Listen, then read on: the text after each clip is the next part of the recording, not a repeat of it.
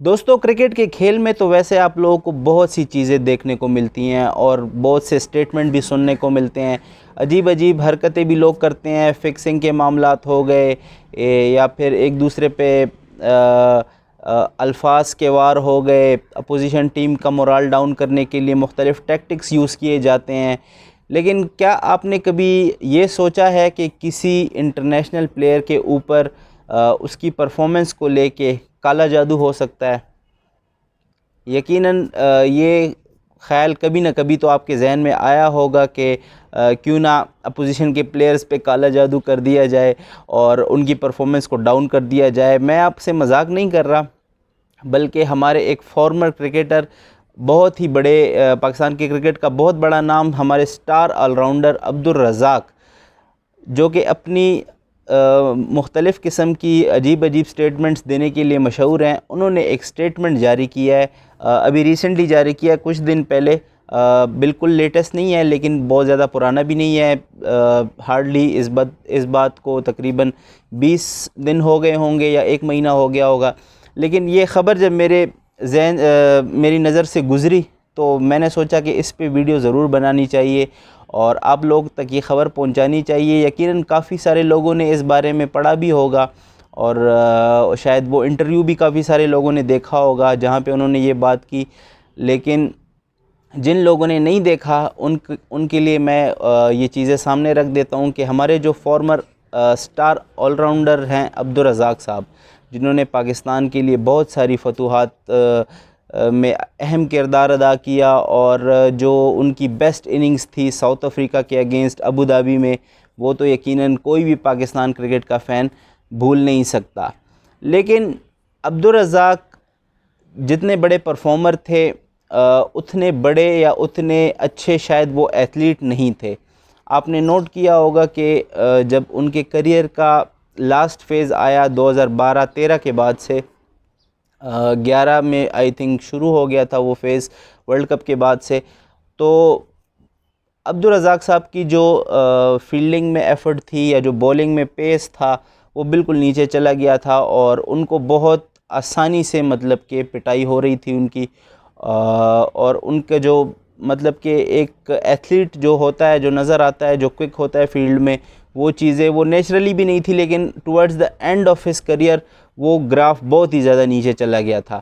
اب عبدالرزاق صاحب کا یہ کہنا ہے کہ میرے اوپر کالا جادو ہوا ہے. جی ہاں ناظرین، یہ میں کوئی مذاق نہیں کر رہا، یہ انہوں نے سٹیٹمنٹ جاری کیا ہے کہ مجھے ایسا لگتا ہے یا میں نے کنفرم کروایا ہے کہ جب میں کھیلتا تھا تو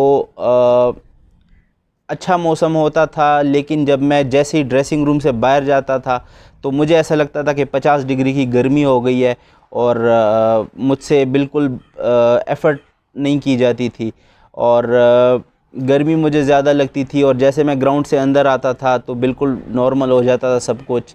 تو اس طرح کے بیانات انہوں نے دیے ہیں.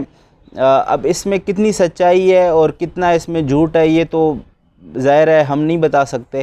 لیکن میں صرف اس چیز کا گواہ ہوں کہ جو ان کی پرفارمنس ہے وہ ڈیفینیٹلی صرف بیٹنگ میں نہیں بلکہ ان کی فیلڈنگ اور ان کی بولنگ، ہمیشہ سے وہ کوئی اتنے خاص فیلڈر نہیں تھے، لیکن یا اللہ خیر، فائرنگ ہوتی رہتی ہے، ہم ڈر جاتے ہیں، اللہ خیر کرے. تو خیر، عبدالرزاق جو ہیں وہ انہوں نے یہ بیان جاری کیا ہے کہ جو ہے وہ کالا جادو ان کے اوپر ہوا ہے. جی، اور یہ ان کے کریئر میں پلینگ ڈیز کے دوران ان کے اوپر ہوا، یہ ایسا ان کا کہنا ہے. اور کافی ایک لمبی انہوں نے سٹیٹمنٹ جاری کی ہے اس حوالے سے، غالباً کسی چینل کو یا کسی پرائیویٹ میڈیا ہاؤس کو وہ انٹرویو دے رہے تھے. لیکن سوال یہاں پہ یہ پیدا ہوتا ہے کہ عبدالرزاق صاحب، اگر آپ یہ چیز 10 سال کے بعد بتا رہے ہیں تو اس کا کیا فائدہ ہے؟ میرا تو سوال یہ ہے، مجھے تو تکلیف اس چیز سے ہے کہ یار اگر کوئی چیز ہوتی ہے تو اس کو آپ آن دا اسپاٹ کیوں نہیں بتاتے؟ مینٹل ہیلتھ کے بارے میں بھی ہمارے پلیئرز بالکل مطلب کہ انفارمڈ نہیں ہے، اگر میں ایسا کچھ ورڈ یوز کروں، کیونکہ ہماری اوورال نیشن ہی جو ہے وہ اس چیز کو کوئی زیادہ بڑی چیز نہیں سمجھتی. تو میرے خیال سے مینٹل ہیلتھ کے بارے میں سوچنا چاہیے. ہو سکتا ہے عبدالرزاق صاحب کو اس ٹائم پہ کوئی مینٹل پرابلم ہو، جو کہ بالکل نارمل بات ہے، کسی کو بھی ہو سکتی ہے۔ سائیکیٹرسٹ وغیرہ کو ہائر کر لینا چاہیے تھا پاکستان کرکٹ بورڈ کو بہت پہلے سے، اور پلیئرز کی جو کاؤنسلنگ ہے یہ میرے خیال سے بہت ضروری ہے۔ اور آخر میں بس یہی کہنا چاہوں گا کہ اس طرح کے اسٹیٹمنٹس دینے سے بہتر ہے کہ بندہ اگر اس طرح کا اسٹیٹمنٹ کوئی دینا چاہتا بھی ہے تو وہ بالکل اسی ٹائم دے جب اس کے ساتھ وہ سب کچھ ہو رہا ہو، تاکہ معاملہ بالکل کلیئر ہو جائے۔ اب 10 سال بعد آپ کو کون بیلیو کرے گا کہ آپ پہ کالے جادو ہوتے رہے ہیں؟ تو یہ صرف سارے کے سارے لوگ یہی کہیں گے کہ بھائی اپنی جو آپ کی تھرڈ کلاس پرفارمنس تھی اس کو جسٹیفائی کرنے کے لیے آپ اس طرح کے الزامات لگا رہے ہیں۔ تو امید کرتے ہیں کہ ہمارے پلیئرز ان چیزوں سے سیکھیں گے، اور سوشل میڈیا کا اور پرٹیکولرلی جو ہمارے ان کے فینس کے ساتھ اور جو مختلف جگہ پہ یہ انٹرویوز دیتے ہیں اور اپنے اسٹیٹمنٹس جاری کرتے ہیں، اس حوالے سے ان کو کیئرفل ہونا پڑے گا۔ تو ابھی تک اگر آپ لوگوں نے ہمارے چینل کو سبسکرائب نہیں کیا تو میں آپ سے گزارش کروں گا کہ کائنڈلی سبسکرائب کر لیں، کیونکہ ہم یہاں پہ بات کرتے ہیں کرکٹ کے حوالے سے اور اپنی رائے آپ کے سامنے رکھتے ہیں، اور کافی سارے لوگ آپ پیار بھی کرتے ہیں، آپ سبسکرائب بھی کرتے ہیں، اور ہمارے جو بھی تھاٹس ہوتے ہیں، جو بھی ہم بات کرتے ہیں اس سے آپ لوگ ایگری بھی کرتے ہیں۔